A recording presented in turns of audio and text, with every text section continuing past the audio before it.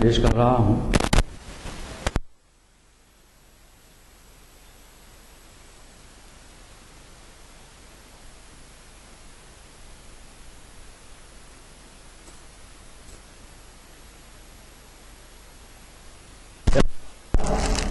کے فرزند نے ڈاکٹر جاوید اقبال کے ایک نایاب نظم اپنی سوانح حیات اپنا غریباں چاک، اس کا عنوان ہے اپنا غریباں چاک۔ تو اس سوانح حیات میں اقبال کی ایک ایسی نایاب نظم انہوں نے پیش کی جو ان کے کسی مجموعے میں نہیں ہے، کسی مجموعے میں شامل نہیں ہے، نہ فارسی میں نہ اردو میں، اور وہ نظم ہے شمشیر گمشد۔ اس کا عنوان ہے شمشیر گمشد، اور یہ نظم ہے ٹیپو سلطان شہید کی شہادت کے موقع پر اقبال نے میسور میں وہاں ان کے مزار پر جب حاضری دی تھی تو وہاں اس پر ایک نظم ان کے نظم ہو گئی ہے، صرف 5 شعر کی نظم ہے۔ میں سب سے پہلے وہ نظم میں آپ کی خدمت میں پیش کرنا چاہتا ہوں۔ دیکھیے، اس میں جہاد کا خودی کا سارا فلسفہ آ گیا، اور یہ بہت نایاب نظم ہے، کسی مجموعے میں اقبال کے نہیں ملے گی۔ اقبال کی نظم ہے 5 شمشیر گمشد، اور آپ شمشیر شین کے 300 میم کے 40 یہ کے 10 اور رے کے 200 یہ آپ جمع کر لیں تو یہ اس سے نکلتی ہے 1214 ہجری، 1799 جس کے ہوتے ہیں، جو اقبال شہید سلطان ٹیپو سلطان کی شہادت کی تاریخ ہے 1799، اور ہجری میں 1214 نکلتے ہیں شمشیر گمشد سے۔ اقبال کہہ رہے ہیں کہ آتش در دل دیگر بر کردم، آتش در دل دیگر بر کردم، داستان از دکن آوردم، داستان از دکن آوردم، در کنارم خنجر آئین فام، در کنارم خنجر آئین فام، می کشم او را بتدریج از نیام، می کشم او را بتدریج از نیام، زام تو نکته‌ای گویم ز سلطان شهید، نکته‌ای گویم ز سلطان شهید، زان که ترسم تلخ گردد روز عید، زان که ترسم تلخ گردد روز عید، پیشتر رفتم که بوسم خاک او، پیشتر رفتم که بوسم خاک او، تا شنیدم از مزار پاک او، تا شنیدم از مزار پاک او۔ اور آخری شعر ہے در جہاں نتواں اگر مردانہ زیست، در جہاں نتواں اگر مردانہ زیست، ہمچو مرداں جاں سپردن زندگیست، ہمچو مرداں جاں سپردن زندگیست۔ تو حضرات اس کا منظوم اردو ترجمہ بھی میں نے کر دیا ہے، تو یہ ترجمہ آپ سنیے۔ عرض کیا ہے کہ اقبال نے کہا کہ آتش در دل دیگر بر کردم، تو میں نے ذرا سا پوئٹک لائسنس سے استفادہ کرتے ہوئے اس کا ترجمہ یوں کیا ہے کہ عرض کیا ہے کہ میرے اندر ایک حرارت بھر گئی، آتش در دل کہا اقبال نے، تو میں نے کہا میرے اندر حرارت بھر گئی، یہ دکن کی داستان کیا کر گئی، میرے اندر ایک حرارت بھر گئی، یہ آتش دل میں آتش بھر گئی، کہا میں نے کہا یہ میرے اندر ایک حرارت بھر گئی، یہ دکن کی داستان کیا کر گئی، کانچ سا خنجر میرے پہلو میں ہے۔ اقبال نے کہا کہ در کنارم خنجر آئین فام، آئین فام کا آئینے کی طرح چمک، مگر کانچ جو ہے کانچ میں ہے، تو میں نے اس کا ذرا ترجمہ یوں کر دیا اردو میں، ظاہر ہے ذرا سا، تو کانچ سا خنجر میرے پہلو میں ہے، دھیرے دھیرے میان سے کھینچوں اسے، دھیرے دھیرے میان سے، در کنارم خنجر آئین فام، می کشم او را بتدریج از نیام، ہے دھیرے دھیرے میان سے کھینچوں اسے۔ اور اقبال نے کہا ہے نکتہی گویم ز سلطان شہید، اقبال نے کہا نا، تو ترجمہ سنیے کہ مجھ سے کہتے تھے یہ سلطان شہید، ڈر ہے سن کر تلخ ہوگی تیری عید، مجھ سے کہتے تھے یہ سلطان شہید، ڈر ہے سن کر تلخ ہوگی تیری عید، مست ہوئے جب لب میرے اس خاک سے، مست ہوئے جب لب میرے اس خاک سے، ایک ندا آئی مزار پاک سے، ایک ندا آئی مزار پاک سے اور اقبال نے کہا کہ در جہاں نتواں اگر مردانہ عزیز ہم. اس کا ترجمہ دیکھیے انشاءاللہ آپ بہت پسند فرمائیں گے. عرض کیا ہے کہ جی نہیں سکتا جہاں مردانہ وار، ارے مر تو سکتا. جی دیکھیے جہاد کا پورا فلسفہ آ گیا. جی نہیں سکتا جہاں مردانہ وار، مر تو سکتا ہے وہاں مردانہ وار. تو یہ اقبال کی نظم تھی، بہت نایاب نظم. تو میں نے سوچا جی ارے نوازش آپ کی تو میں ممنون ہوں. در جہاں نتواں اگر مردانہ عزیز ہم جو مرداں جاں سپردن زندگی. جی نہیں سکتا جہاں مردانہ وار، مر تو سکتا ہے وہاں مردانہ وار. ارے جی نہیں سکتا جہاں مردانہ وار، مر تو سکتا ہے وہاں مردانہ وار. یہ ترجمہ میں نے کیا تھا اور یہ پاکستان میں یہ میرا ترجمہ چھپا، اور اس کا ترجمہ سب سے پہلے میں نے ہی کیا ہے، کسی اور نے نہیں کیا. اقبال کا بہت سارے کلام کا ترجمہ بہت سارے شاعروں نے کیا، جیسا لالۂ تر کا ترجمہ میں نے بھی کیا. قنطار کے نام سے کتاب آ گئی، 3 ایڈیشن چھپ چکے ہیں اب تک.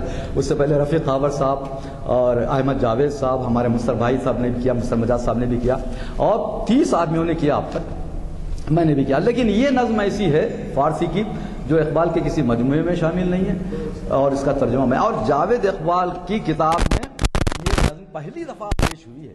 یہ اقبال کی سوانح حیات ہے، میں لے کے آیا. اس میں پہلی دفعہ انہوں نے یہ نظم پیش کی، اور ٹیپو سلطان کی شہادت سے متعلق یہ نظم. تو حضرات میں کچھ تمہیداً عرض کرنا یہ چاہ رہا ہوں کہ انسان خطا و نسیان کا پتلا ہے. انسان خطا و نسیان کا پتلا ہے، بے عیب اللہ کی ذات، بے عیب اللہ کی ذات. اللہ تعالیٰ نے اپنے بھیجے ہوئے پیغمبروں کے افعال و کردار کا ذمہ بھی لیا ہے. جہاں کسی پیغمبر سے کوئی فروگزاشت ہوئی، جہاں کسی پیغمبر سے فروگزاشت ہوئی، فوراً اس کی اصلاح اللہ نے کر دی. جیسے نوح نے جب اپنے نافرمان بیٹے کنعان کو طوفان کے حوالے دیکھا تو اللہ سے دعا کی کہ پروردگار یہ میرا خون ہے، اسے بچا لے. اللہ نے کہا لیس من اہلک، نہیں یہ تجھ سے نہیں، اس لیے اس کے لیے دعا کر کے جاہلوں میں سے مت ہو جا. یہ اللہ نے روک دیا. لیکن نوح کا مرتبہ اس سے کمزور نہیں ہوتا. اللہ نے ان کو روک دیا کہ اس طرح کی دعا مت کرو. یا جیسے ابراہیم علیہ السلام جب اپنے باپ کے لیے دعا کر رہے تھے تو اللہ تعالیٰ نے کہا روک دیا، نہیں تم دعا نہیں کر سکتے. ابو الانبیاء جن کو کہا جاتا ہے ان کو روک دیا. تو پیغمبروں کی ذات معصوم عن الخطا، صرف پیغمبروں کی ذات معصوم عن الخطا. پیغمبروں سے ہٹ کے کسی کو ہم خطا و نسیان سے مبرہ نہیں سمجھ سکتے، یہ بات ذہن میں رکھیے گا. صرف پیغمبروں کی ذات. تو یونس علیہ السلام نے جب اپنی قوم سے مایوس ہو کر ان کے لیے بددعا کی اور وطن چھوڑ کر کشتی میں سوار ہو گئے، آپ جانتے ہیں یہ تو کشتی ڈولنے لگی. طے یہ پایا کہ کوئی بھاگا ہوا غلام اس میں سوار ہو گیا، اس لیے کشتی ڈوبنے پر آمادہ، ڈوبنے لگی. تب یونس علیہ السلام کو احساس ہوا کہ وہ بھاگا ہوا غلام میں خود ہوں. ہاں تو چنانچہ اللہ کا حکم کیوں کہ اللہ کے حکم کے آنے سے پہلے انہوں نے وطن چھوڑ دیا تھا، قوم کے لیے بددعا کی اور چھوڑ کے چلے گئے. تو یہ بھاگا ہوا غلام انہوں نے کہا کہ یہ میں خود ہوں، اور کشتی میں سے ان کو سمندر میں پھینک دیا گیا. اور جیسا کہ آپ جانتے ہیں مچھلی نے ان کو سمندر کے کنارے لا کے چھوڑ دیا. تو وہاں آ کے انہوں نے دعا کی لا الہ الا انت سبحانک انی کنت من الظالمین. یہ دعا انہوں نے. تو اچھا یہاں دیکھیے ایک بڑا نقطہ ہے، شاید ہمارے علماء کرام بیان کرتے ہوں گے نہیں کرتے ہوں گے مجھے نہیں معلوم، کہ یہاں لا الہ کا کلمہ کیوں پڑھا انہوں نے؟ نہیں کوئی معبود سوائے تیرے، کیوں پڑھا؟ اس لیے کہ یہ دراصل تجدید ایمان ہے. کیونکہ اللہ تعالیٰ کے حکم کے بغیر وہ ہجرت کر گئے تھے، کشتی میں سوار ہو کے چلے گئے تھے. تو انہوں نے کہا مالک تیرے سوائے کوئی معبود نہیں ہے. اب رجوع کیا اللہ سے، لا الہ الا انت سبحانک وانی کنت من الظالمین. خیر خود رسول اکرم صلی اللہ علیہ وسلم نے اصحاب کہف کے بارے میں جب ان سے سوال کیا گیا تھا تو آپ نے کہا کہ میں کل بیان کر دوں گا، کل بتا دوں گا کہ کتنے تھے کیا تھے. وہ کچھ سوالات کیے گئے، 15 دن تک وہی نہیں آئی. 15 دن تک آپ یہ سمجھ رہے تھے کہ بھی کل بتا دوں گا، جبرائیل آئیں گے مجھے بتا دیں گے، میں ان کو بتا دوں گا. مگر 15 دن تک وہی نہیں آئی. کیوں نہیں آئی؟ آپ نے انشاءاللہ نہیں کہا تھا. اسی واسطے سے آئندہ آپ کوئی کام کر رہے ہیں تو انشاءاللہ ضرور کہیے. یہ ایک بالکل بیکار سی بات ہے کہ لوگ کہتے ہیں کہ بھئی انشاءاللہ کا مطلب ہے ٹالنے والی بات. نہیں، انشاءاللہ کا مطلب ہے اللہ اگر چاہا تو یہ کام ہو سکتا ہے. آپ کے اختیار میں نہیں ہے، کسی کے اختیار میں نہیں. تو اللہ کے رسول کو بھی سمجھا دیا گیا کہ دیکھیے آپ آئندہ سے انشاءاللہ کہہ لیا کریں. تب آپ کو جواب دیا، سمجھا دیا گیا اور آپ نے جواب دیا. تو بہرحال یہ جو سلسلہ ہے پیغمبروں کو معصوم عن الخطا بتانے کے لیے اللہ نے ان کی ذمہ داری لی ہے نا، مبعوث کیا ہے ان کو یوں نہیں چھوڑ دیا جا سکتا، عام آدمی کی طرح نہیں چھوڑا جا سکتا، اس لیے ان کو سنبھال لیتا ہے اللہ تعالیٰ. اب آئیے کچھ، یہ تو پیغمبروں کی باتیں، اور بھی صحابہ کی باتیں، پیغمبروں کی اور بھی باتیں ہیں. میں تمہیداً چونکہ چند باتیں کہنا چاہ رہا ہوں، ٹائم بھی کم ہے. تو حضرت اورنگزیب عالمگیر رحمۃ اللہ علیہ کے بارے میں آپ جانتے ہیں کہ اورنگزیب عالمگیر کا جوانی میں اپنے خالو کی کنیز پر دل آ گیا تھا. اس کا نام تھا ہیرا بائی. اورنگزیب عالمگیر کے خالو کی کنیز، بڑی خوبصورت وہ کنیز تھی، اس کا نام تھا ہیرا بائی. تو اس پر ان کا دل آ گیا. اس کو دیکھا انہوں نے، وہ بہت بڑی خوبصورت کنیز تھی، دل آ گیا. تو اسے حاصل کرنے کے لیے اورنگزیب صاحب نے کیا کیا معلوم ہے آپ؟ انہوں نے اپنی بیوی دلرس بانو کو تک ہیرا بائی کے معاوضے میں خالو کو دینے پر آمادگی ظاہر کی. اپنی بیوی دلرس بانو کو اس کنیز کے بدلے میں آپ مجھے کنیز دے دیں اور یہ میری بیوی کو لے جائیں. خالو سے کہا. خالو غیرت مند تھا، اس نے کہا نہیں، یہ شاہجہاں کا بیٹا ہے، کل کے روز یہ شہزادہ بادشاہ ہو سکتا. انہوں نے کہا نہیں، تمہاری جو چہیتی کنیز ہے وہ مجھے دے دو اور یہ میری کنیز تم لے لو. تو اس طرح 2 کنیزوں کا تبادلہ ہوا. اور ہیرا بائی کے عشق میں اورنگزیب اس قدر گرفتار تھا کہ پینے کھانے میں اس نے زندگی گزار دی اور مست رہتا تھا، اسی کے ساتھ زندگی گزارتا تھا، یہاں تک کہ شاہجہاں کے پاس شکایت ہوئی.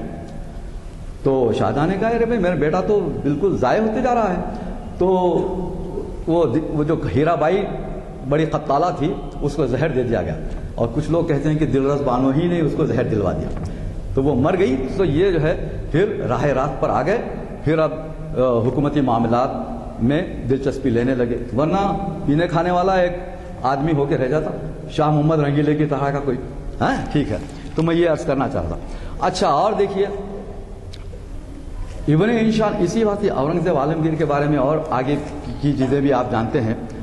بقول ابن انشا نے کہا کہ اورنگزیب نے باپ شاہجہاں کو قید کر ڈالا، ایک نماز قضا نہ کی، ایک بھائی کو زندہ نہ چھوڑا، اور رحمۃ اللہ علیہ کا رحمۃ اللہ علیہ تھا. سمجھے آپ؟ باپ کو قید کر دیا، ایک نماز بھی قضا نہ کی، اور ایک بھائی کو زندہ نہ چھوڑا، اور رحمۃ اللہ علیہ کا رحمۃ اللہ علیہ کہلاتا رہا. ابن انشا پاکستان کے ایک رائٹر تھے جو ان کی کئی کتابیں ہیں، مزاح نگار تھے اور وہ کالم نگار بھی تھے، مزاح نگار تھے. چلو جاپان چلو ان کی بہت مشہور کتاب ہے، اور کئی کتابیں ہیں بہت زبردست تنقید کرنے والے ابن انشا پاکستان کے. خیر، اتنی ساری تمہید بلکہ دراز نفسی کا مقصد بس اتنا ہی ہے کہ علامہ اقبال کو بھی ہم انسان ہی سمجھیں. اتنی ساری تمہید اور دراز نفسی کا مقصد کیا ہے کہ ہم علامہ اقبال کو بھی انسان ہی سمجھیں. ان کی علم و حکمت سے بھری تخلیقات کے ہم معترف ہیں. ہمارا تو یہ خیال ہے کہ ادب میں اقبال سے بڑا شاعر نہ تھا، نہ ہے، نہ ہوگا.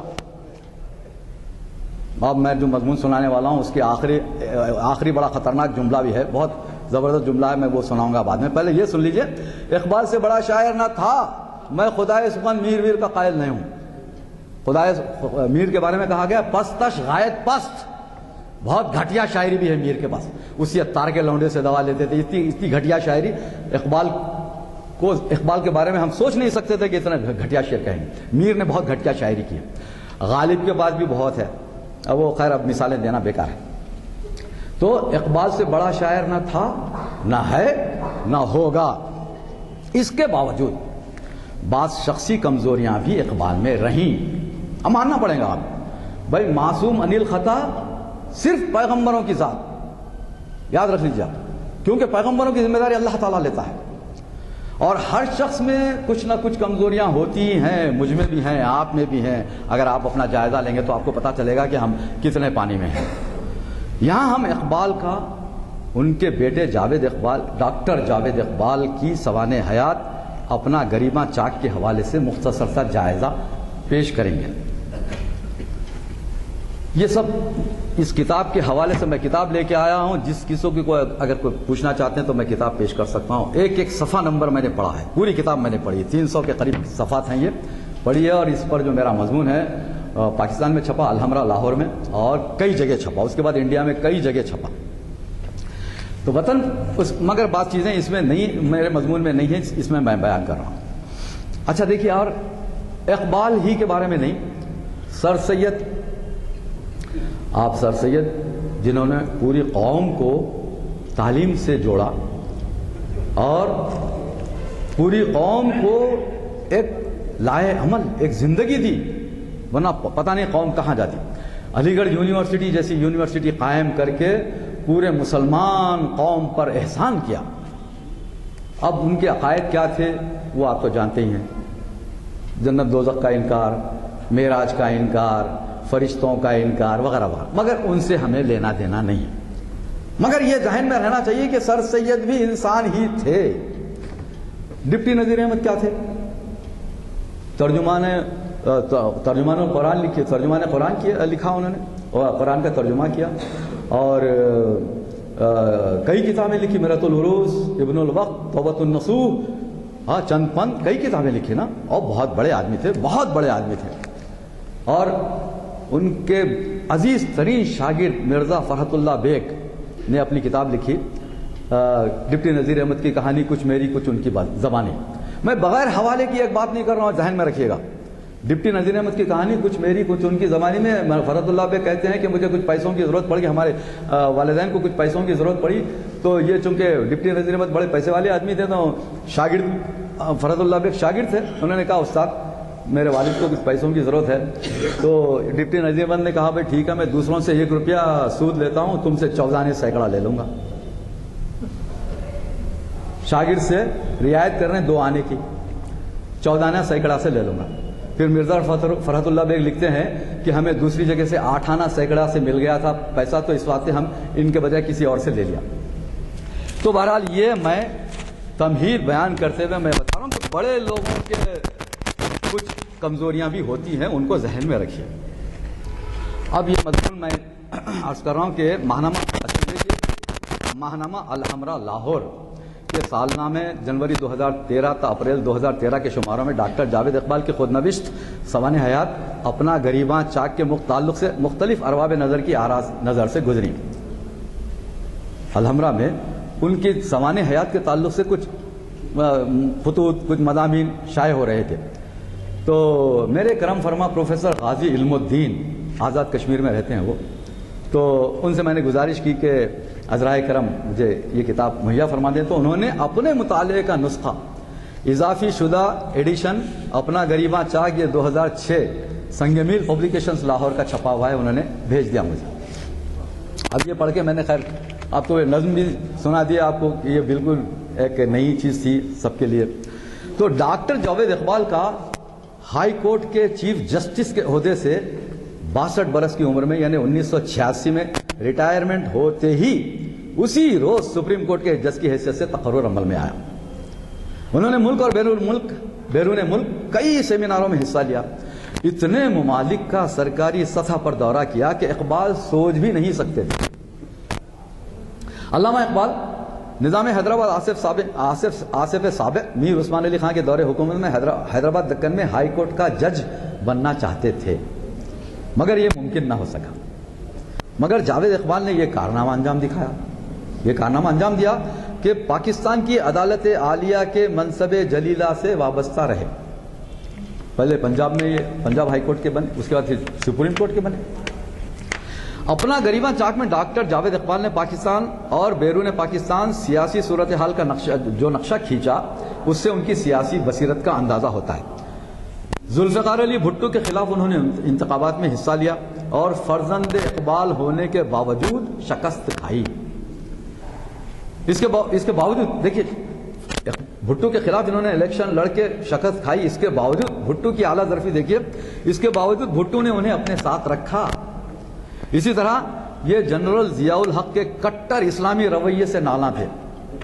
جنرل ضیاء الحق سے تو پورا پاکستان نالاں، کیونکہ وہ بیچارہ اللہ رسول کی بات کرتا تھا، آفسوں میں ظہر کی نماز پڑھنے کی پابندی لگا دی تھی، اور بہرحال جو کچھ بھی کرتا تھا، تو اس سے کٹر نالاں، یہ بھی جاوید اقبال بھی اس سے نالاں تھے۔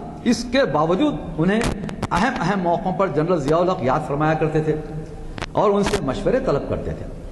غرض ڈاکٹر جاوید اقبال نے بڑی کامیاب زندگی گزاری، اور ان کے اپنے خیال میں یہ کامیابی انہوں نے اپنے بل پر اپنی قابلیتوں کے سہارے حاصل کی۔ ان کی کامیابیوں میں اقبال کا کوئی حصہ نہیں ہے۔ یہ ڈاکٹر جاوید اقبال کہتے ہیں، لکھتے ہیں، یہ کتاب میں موجود ہے، بھائی میری کامیابیوں میں میرا اپنا جو کچھ ہے میں ہوں، اور اس میں اقبال کی کوئی کارروائی نہیں ہے، اقبال کا کوئی حصہ نہیں ہے۔ جاوید اقبال کی پیدائش 1924 کی ہے، آپ جانتے ہی ہیں، اور علامہ اقبال کا انتقال ہوا 1938 میں، 21 اپریل 1938۔ تو گویا جس وقت باپ کا انتقال ہوا، جاوید اقبال صرف 14 برس کا لڑکا تھا۔ ڈاکٹر جاوید اقبال نے بڑی صاف گوئی سے کام لیتے ہوئے بعض انکشافات کیے۔ کیا؟ اب یہ انکشافات سنیے، اس کتاب میں موجود ہیں۔ ماہ رمضان میں گھر میں والدہ اور دیگر خواتین روزے رکھتیں اور قرآن شریف کی تلاوت کرتیں، گھر کے ملازم بھی روزہ رکھتے، البتہ میرے والد علامہ اقبال شاذ و نادر ہی روزہ رکھتے تھے۔ خواتین روزہ رکھتی، ملازم رکھتے، مگر علامہ اقبال شاذ و نادر ہی روزہ رکھتے تھے، اور جب رکھتے تھے تو ہر چند گھنٹوں کے بعد علی بخش کو بلوا کر، علی بخش ان کا نوکر ہے، علی بخش کو بلوا کر پوچھتے کہ میاں افطاری میں کتنا وقت ہے، افطاری میں کتنا وقت ہے، بار بار پوچھتے۔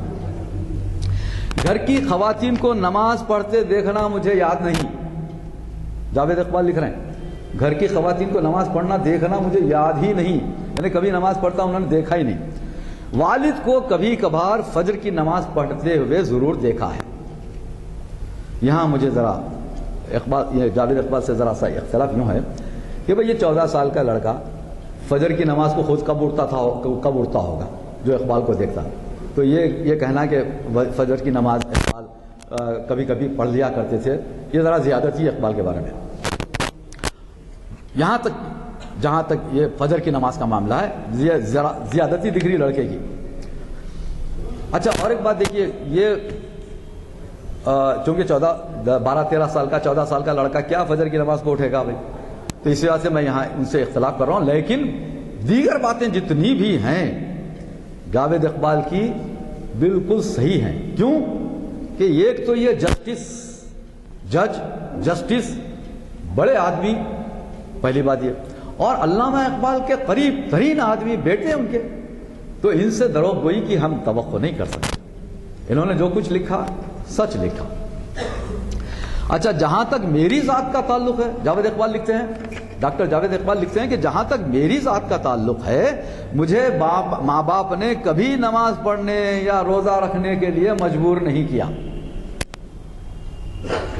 ذہن میں رکھیے، ماں باپ کی ذمہ داری کیا ہوتی ہے کہ لڑکا اگر 10 سال سے کم ہے تو اس کو ترغیب دے کے نماز پڑھائیں، اور 10 سال کے بعد نماز نہیں پڑھتا تو ماریں، نماز پڑھنے کا اس کی تاکید کریں۔ اور جاوید اقبال کہتے ہیں کہ مجھے ماں باپ نے کبھی نماز پڑھنے یا روزہ رکھنے کی کبھی تاکید نہیں کی، اچھا مجبور نہیں کیا۔ اچھا، مجھے نہانے سے سخت نفرت تھی، لیکن عید کی شب گرم پانی سے والدہ نہلاتی اور میں بڑے شوق سے نہاتا، عید کو عید نہا لیا کرتے تھے۔ صبح اٹھ کر نئے کپڑے پہنے جاتے، کلائی پر باندھنے کے لیے مجھے ایک سونے کی گھڑی دی جاتی جو افغانستان کے بادشاہ نادر شاہ نے مجھے تحفے کے طور پر بھیجی۔ افغانستان کے بادشاہ نادر شاہ نے اقبال کے بیٹے کے لیے تحفتاً گھڑی بھیجی۔ کیوں بھیجی؟ اقبال کے بیٹے تھے اس لیے بھیجی نا، ورنہ جاوید اقبال کو کون جانتا، نادر شاہ کیا جانے گا۔ ذہن میں رکھیے، علامہ اقبال کا بیٹا ہونے کی وجہ سے ان کو گھڑی بھیجی نادر شاہ نے افغانستان سے۔ اچھا، اور آگے بھی ہے، 1-2 مرتبہ والد اور والدہ کے ساتھ सियालकोट जाने का इत्तेफाक हुआ और मेरे दादा उस वक्त बाकायदे हयात थे। उनका नाम शेख नूर मोहम्मद था मगर शेख नत्थू कहलाते थे, इसलिए कि उनकी विलादत पर उनकी वालिदा ने उन्हें नाक में नथ पहना दी थी। इकबाल के दादा, उनकी पैदाइश से पहले उनके वालिदैन के यहाँ 11 लड़के पैदा हुए। इकबाल के वालिद 11 लड़के पैदा हुए थे मगर पैदा होते ही मर जाया करते थे, सिर्फ यही बचे और लंबी उम्र पाई। आप किसी मदरसे के फारिग नहीं थे। इकबाल के वालिद के बारे में लिख रहे हैं, उनके दादा जो इकबाल के वालिद। अच्छा, खुद अपनी पैदाइश के बारे में जावेद इकबाल लिखते हैं। आप जरा यहां चौंकने की बात देखिए। मेरी विलादत से कुछ माह पेशतर मेरे वालिद सरहिंद तशरीफ ले गए। सरहिंद जहां मुजद्दिद अल्फसानी का मज़ार है। ज़हन में रखिए, देखिए कैसी बातें हैं। मेरी विलादत से कुछ माह पेशतर मेरे वालिद सरहिंद तशरीफ ले गए। शेख अहमद सरहिंदी के मज़ार पर हाजिरी दी और दुआ की कि अगर अल्लाह ताला ने उन्हें औलाद नरीना से नवाजा तो उसे साथ लेकर उनकी खिदमत में हाजिर होंगे। चुनाचे जब मैं तकरीबन 10 बरस का हुआ तो मुझे हमराह लेकर सरहिंद शेख अहमद की बारगाह में हाजिर हुए। मुजद्दिद अल्फसानी शेख अहमद सरहिंदी, तो इकबाल ने भी मन्नत मानी थी। समझ रहे हैं आप इकबाल? अब वो आप, मैं नहीं कहता, आप जो कुछ कह लें। तो ये अच्छा, इनके बारे, अच्छा, जावेद इकबाल को लेकर मज़ार पर मन्नत पूरी करने का जिक्र ये जावेद इकबाल ही ने नहीं किया बल्कि अल्लामा इकबाल ने अपने एक मकतूब में भी किया है जो 1934 का खत है। ऐसा भी नहीं है कि ये कोई इब्तदाई ज़माने की बात है, 1934 का खत है। और ये भी जो है ना, ये 2006 में लिखी हुई किताब है। तो 1934 में इकबाल ने खुद लिखा कि मैं इकबाल को, जावेद को लेकर सरहिंद शरीफ जा रहा हूं मन्नत पूरी करने के लिए। ये एक खत मौजूद है इकबाल का 1934 का। अच्छा, और आगे सुनिए। अपनी जन्म पत्री के बारे में भी जावेद इकबाल ने लिखा। जन्म पत्री, वो जायचा वायचा बनाते हैं ना गैर मुस्लिमों के पास। इकबाल के ताल्लुक से जावेद इकबाल लिख रहे हैं कि मेरे वालिद के एक हिंदू दोस्त राजा नरेंद्र नाथ ने उन्हें मेरी जन्म पत्री बनवाने की सलाह दी। इकबाल को जावेद की जन्म पत्री बनाने की सलाह सर नरेंद्र नाथ ने दी। बड़े नुजुमी थे, बड़े मुनज्जिम थे और इस सिलसिले में अपनी खिदमात पेश की। मेरे वालिद ने मेरी विलादत की तारीख के साथ सही वक्त की तफसील भी उन्हें मुहैया कर दी ताकि जन्म पत्री बनवाई जाए। शायद जन्म पत्री ये मालूम करने के लिए बनवाई गई कि मुस्तकबिल में उनका बेटा इस्लाम की नशअत सानिया में कोई नुमाया किरदार अदा करने के काबिल होता है या नहीं। ये जावेद इकबाल है। आगे चलकर यही बेटा कहता है, मैं, अब ये देखिए, मैं आगे इस पर कमेंट करूंगा मगर और एक बात सुन लीजिए। मैं तो अपनी साले विलादत यानी 1924 की इसकी पैदाइश है ना, मैं तो अपनी साले विलादत 1924 को आलम इस्लाम के लिए निहायत अहम साल समझता हूं। आलम इस्लाम के लिए निहायत अहम साल समझता हूं 1924 को। क्यों? सुनिए आप, कि इसलिए अहम समझता हूं कि इसी साल तुर्की में खिलाफत यानी मुस्लिम सियासी निज़ाम में मुतलकुल अनानियत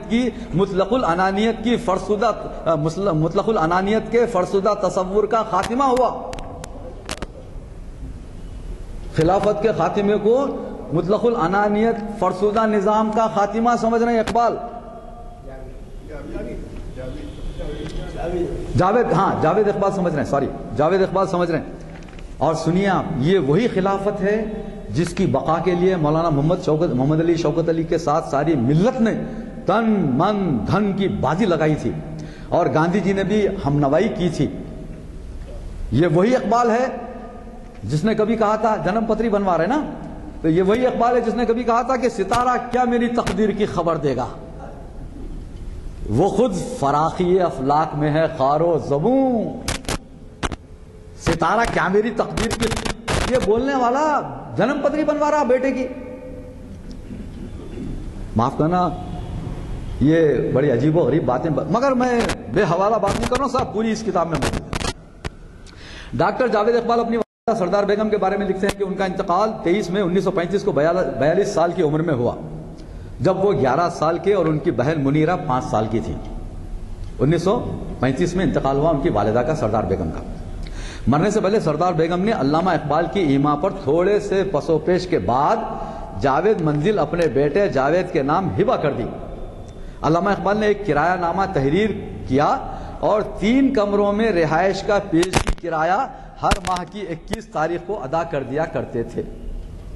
اقبال جاوید منزل کا کرایہ ہر ماہ کی 21 تاریخ کو جاوید کو دے دیا کرتے تھے، حالانکہ ان کا اپنا مکان، مگر بیٹے کے نام ہبہ کروا دیا سردار بیگم کے ذریعے، اپنی بیوی۔ خیر، آگے چل کر حکومت پاکستان نے جاوید منزل منہ مانگے دام سے خرید لی۔ جنرل ضیاء الحق کے حکم پر رقم ادا کر دی گئی اور اس میں اقبال میوزیم کا افتتاح بھی جنرل ضیاء الحق نے کیا۔ جاوید منزل کی فروخت سے جو معقول رقم حاصل ہوئی تھی، اس سے ڈاکٹر جاوید نے ایک عالی شان مکان تعمیر کروایا جہاں اب وہ رہتے ہیں، ابھی باقاعدہ حیات ہیں الحمدللہ، اب رہتے ہیں۔ علامہ اقبال نے جو مکان اپنی بیوی کے نام پر تعمیر کیا تھا اور جسے انہوں نے جاوید کے نام ہبہ کروایا تھا، وہی نئے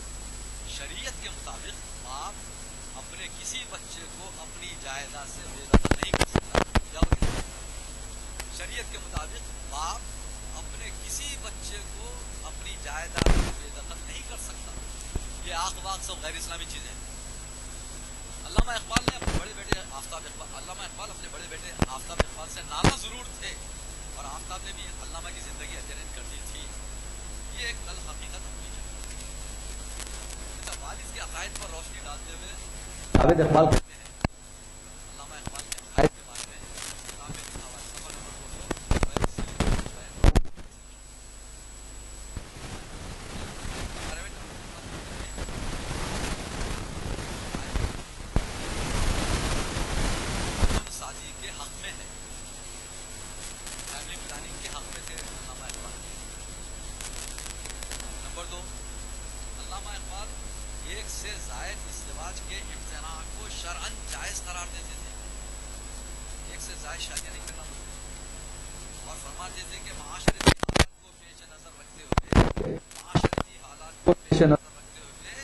اسلامی ریاست کا سربراہ کسی بھی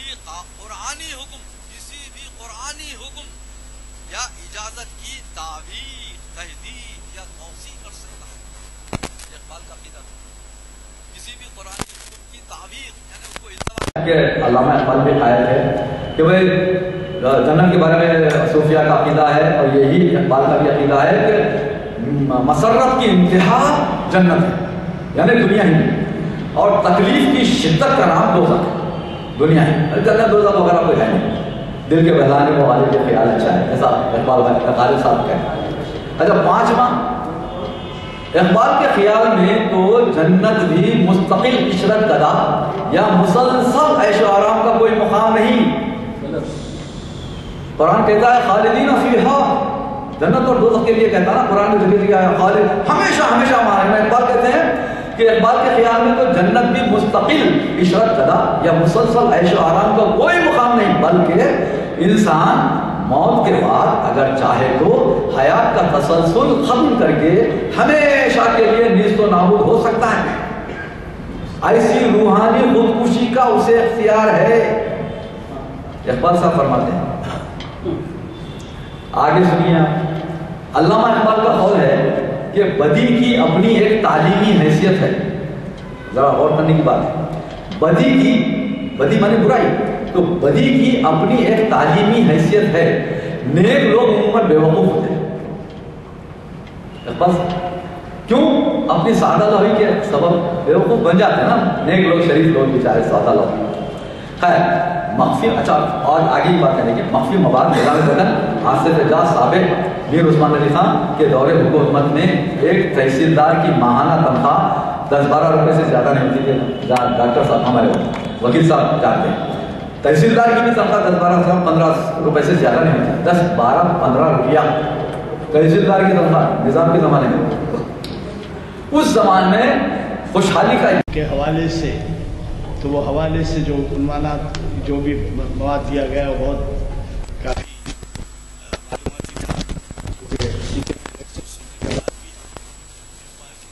بعض پہلوؤں سے واقف نہیں تھے جو آج کے مقرر صاحب نے ہمارے علم میں لائی. دوسری بات آپ سے عرض کروں، 2-3 باتوں کی وضاحت. جگن ناتھ آزاد کا ذکر کیا گیا ہے، شاید آپ حضرات کو پتہ نہیں ہے. جگن ناتھ آزاد وہ ہیں جنہوں نے پاکستان کا نیشنل اینتھم لکھا ہے. ترانہ پاکستان محمد علی جناح نے ان کے حوالے کیا تھا، تو وہ لکھ لیا. اور پھر انجمن ترقی اردو کے انجمن ترقی اردو ہند کے صدر تھے. وہ مجھے بھی شرف حاصل ہوا ہے ان کی صحبت کا، اور کڑپا وغیرہ کی کانفرنس میں بھی وہ تشریف لائے تھے وہاں سے. اور ایک وضاحت کر دینا چاہتا ہوں، باپ اپنے بیٹے حوالہ دیتے ہوئے کہ وکیل صاحب بیٹھے ہیں، باپ اپنے بیٹے کو محروم نہیں کر سکتا. تو اس پر کہ آپ غلط فہمی میں یہ نہ سمجھے، ہر مالک کے جائیداد کو اس کا اختیار ہے کہ وہ جسے چاہے. وہ ہندوؤں کے ایسا نہیں ہے کہ بیٹا پیدا ہوتے ہی باپ مالک آدھا مالک ہو جاتا، بیٹا آدھے کا مالک ہو جاتا، بلکہ یہ ہے کہ وہ جسے چاہے دے سکتا ہے. آپ کا کہنا یہ ہے کہ یہ نہیں لکھ سکتے کہ میری جائیداد میں صرف بیٹیوں کا حصہ رہے گا، بیٹے کا نہیں رہے گا، یا بیٹی کا نہیں رہے گا، بیٹوں کا رہے گا. ایسا نہیں کر سکتا، وہ محروم نہیں کر سکتا، وہ مطلب ہے. ورنہ یہ ہے کہ آپ کو فری ٹریڈ اور فری اکانومی کے لیے اسلام اتنی اجازت دیتا ہے کہ کتنے بھی بچوں کو رکھ کے ایک باپ اپنے جائیداد کو یتیم خانے کو دے سکتا ہے اولاد کو رکھتے ہوئے. وہ ایک وضاحت کرنا چاہ رہا تھا. دوسرے یہ کہ ایسے جو پہلو بیان آپ نے کیے ہیں، یہ ظاہر ہے کہ ہمارے کئی علم میں نہیں آئے، اس وجہ سے کہ ہم نے ان کے بارے میں جو ایسے مواد ہے اس کا مطالعہ نہیں کیا ہے. اور بہت اچھا ہوا جو آپ نے ہمارے ایک تقابلی جائزے کے طور پہ ایسی باتیں، جو دیکھیے کمزوریاں کس میں نہیں ہوتی. جب گاندھی جی کا انتقال ہوا تو مہاتما گاندھی کا انتقال ہوا تو جارج برنارڈ شاہ جو اس وقت کا سب سے بڑا فلسفی تھا، وہ خبر سن کے انگریزی میں اس نے ایک جملہ کہا، how bad it is to be too good. کیا؟ How bad it is to be too good. بہت اچھا ہونا بھی کتنا برا ہوتا ہے. تو اب یہاں پر یہ بات سامنے آتی ہے کہ وہ بہت اچھے ہیں، اور آپ کی اس بات سے تو ظاہر ہے کہ شاید میرے ہم خیال رہیں گے کئی، یہ آئندہ کے بارے میں پیشن گوئی یہ نہیں کی جا سکتی کہ اقبال سے اچھا کوئی شاعر نہیں پیدا ہو سکتا. یہ بڑا اللہ تعالیٰ کی شان ہے کہ ایسے پیدا کیا. معلوم نہیں آنے والے نسلوں میں کیسے حالات رہیں گے، کون سی زبان رہیں گی، کیا رہیں گی، اور اس سے بڑا شاعر پیدا ہو سکتا ہے. لیکن یہ بات کہ یہ نہیں ہو سکتا، ہماری عقائد کے خلاف پڑتا ہے کہ جس میں ہم یہ کہیں کہ یہ آئندہ سے جو ہے یہ نہیں ہوگا. ایسی پیشن گوئی میرے خیال میں نہیں کی جا سکتی. معاف فرمائے مجھے. اور میں بہت ہی مشکور ہوں، ایک بہت ہی عالمانہ خطاب آپ نے کیا ہے اور ہم کو کئی ایسے پہلوؤں سے واقف کروایا. قرآن مجید سے ان کے شغف کا یہ عالم تھا. میں آج سے 30-40 سال پہلے انوار علوم کالج میں ایک فنکشن ہوا تھا، اس میں شریک ہوا تھا. وہ جو ہے پروفیسر غلام دستگیر رشید جو یہاں پروفیسر تھے اور ہمارے یہاں جمعہ میں شریک ہوتے تھے، انہوں نے یہ کہا تھا کہ وہ قرآن محفوظ کیا گیا ہے جس کو آدھی رات کو پڑھتے ہوئے ان کے آنسو ٹپکتے تھے تو وہ تر ہو جاتا تھا. وہ قرآن بھی محفوظ ہے. اور وہ علی بخش جو ہے بہادر اعظم کو اپنے کمرے میں چھپا کے بتائے، یہ گئے اقبال سے ملنے، تو ارے کیا اقبال سے ملنا ہے تو آدھی رات کو آؤ، جبکہ وہ تہجد گزار ہوتے ہیں. تو جا کے اپنے کمرے میں چھپا کے پردے کے پیچھے سے بتایا تو وہ وضو کر کے پھر آ کے نماز پڑھ کے ہوتے تھے. یہ آپ کے ہمارے جیسا نہیں پڑھتے تھے. اتنا بڑا فرق آ گیا ہے کہ آپ سعودی عرب میں یا عرب ممالک میں جائیے، 2-3 منٹ کے لیے بھی وقت ہے سنت پڑھنے کے بعد یا سنت سے پہلے، تو آپ ہر ایک کے ہاتھ میں کتاب دیکھیں. کم بھاگے 5 منٹ ہو 10 منٹ ہو بیٹھے رہیں گے لیکن قرآن حالانکہ قرآن جگہ جگہ رکھتے ہیں، پڑھنا چاہیے. علامہ اقبال کی بہت بڑی خوبی تھی کہ یہ باتیں سننے کے باوجود قرآن سے ان کو جو شغف تھا وہ بہت ہی قابل تقلید ہے. ویسے تو ہمارے احکام ہمارے تمام تعلیمات میں ہیں قرآن کی کیا اہمیت ہے، لیکن میں اس وجہ سے اس پہلو سے نظر آپ سے عرض کیا کہ وہ جو ہے اس قدر قرآنی احکام سے قرآن سے اتنا شغف رکھتے تھے اور اتنا دلچسپی رکھتے تھے. اور آپ نے کئی باتیں کہیں مگر مجھے نوٹ کرنے کا موقع نہیں رہا. اگر ہم توقع رکھیں گے کہ آج جو خطاب ہوا ہے اس کا آپ سلسلہ جاری رکھیں گے اور ہمیں آئندہ بھی موقع دیں گے ہم مختلف عنوانات سے سننے کا. ڈاکٹر ہمارے ادیب الاخبار ڈاکٹر محمد بشیر الدین احمد ایڈوکیٹ صاحب تشریف رکھتے ہیں. انہیں PhD کی اعلیٰ ترین صنعت کے حصول پر تہنیتی تقریب ہو رہی ہے بتاریخ 20 دسمبر 2014 بروز ہفتہ 6 بجے شام بمقام Maulana Azad oriental research centre باغائمہ Hyderabad. باغائم میں تو آپ واقف ہیں، ضرور تشریف رکھیے. صدارت پروفیسر اشرف رفیع کی ہے اور خصوصی خطاب حضرت علامہ اعجاز فاروق کا ہے. تو میں آپ سے گزارش کرتا ہوں کہ اس میں شرکت فرمائیے. اور بھی مہمان خصوصی ہیں، ان کے پاس رخصے بھی ہیں. آپ جو شرکت کرنا چاہتے ہو رخصہ لے لیں کیونکہ پھر وہ رخصے بھی شاید سب کے لیے. میں مخیر صاحب سے دعا کی گزارش کرتا ہوں اور میں بغیر دہرائے آپ سے خواہش مند ہوں کہ بلیٹن لے لیجیے اعلامیہ. آپ سفیر بن جائیے ہمارے اور اگلے محافلوں میں اپنے ساتھیوں کو لیتے آئیں. سر آج تک کسی مقرر نے کسی اقبال کے جو بھی ایکسپرٹ ہیں انہوں نے اس طرح کا پوسٹ مارٹم نہیں کیا علامہ اقبال کی فیملی کا. نہیں محمد اسحاق صاحب کیے تھے. ایسی باتیں معلوم ہوئی جو ان کو معلوم ہی نہیں. جو آپ کتاب کا ریفرنس دے رہے ہیں تو ہم یقین کرتے ہیں مگر علامہ اقبال جنت کو بولو کدھر جا رہے ہیں پھر reconstruction of religious thought in Islam پورے اقبال کی کتاب ہے وہ آپ پڑھ لیجیے. مسلمان اگر جنت کو دوسروں پر ڈاؤٹ کرا تو ختم ہو گیا. جی اس کے بارے میں سید سلیمان نقوی نے کہا کہ کاش اقبال نے یہ کتاب نہیں لکھی ہوتی. Reconstruction of religious thought in Islam اس میں ہے مدراس کے خطبات جو ہے تیسرے خطبے میں سے انہوں نے انکار کیا ہے. بہرحال ایک یہ علمی معاملہ ہے. میں نے اپنے گھر سے کوئی بات نہیں کی، یہ ساری چیزیں علمی ہیں اور ہم علامہ اقبال کا میں بڑا فائدہ جیسا میں نے کہا نا اقبال کے بعد شاعری کا دعویٰ کرنا نبوت کے دعویٰ کرنے کے برابر بہت بڑے شاعر بالکل. اور عقائد کے بارے میں جو چھوٹی موٹی جو چیزیں ہیں میں نے بیان کی وہ بھی اپنے طرف سے نہیں، ان کے بیٹے نے لکھی ہے یہ ساری چیزیں. اللهم صل على محمد وعلى ال محمد كما صليت على ابراهيم وعلى ال ابراهيم انك حميد مجيد. اللهم بارك على محمد وعلى ال محمد كما باركت على ابراهيم وعلى ال ابراهيم انك حميد مجيد. اللهم انزل رحمتك المباركه عند يوم القيامه. اللهم انا نسالك اللهم اغفر لنا وارحمنا واغفرنا وارحمنا وارحمنا. اللهم انا اعوذ بالله من الشيطان الرجيم. لله ما في السماوات وما في الارض من كل ما في انفسنا وصفوا يعذبكم بالله فيغفر لمن يشاء ويعذب من يشاء والله على كل شيء قدير.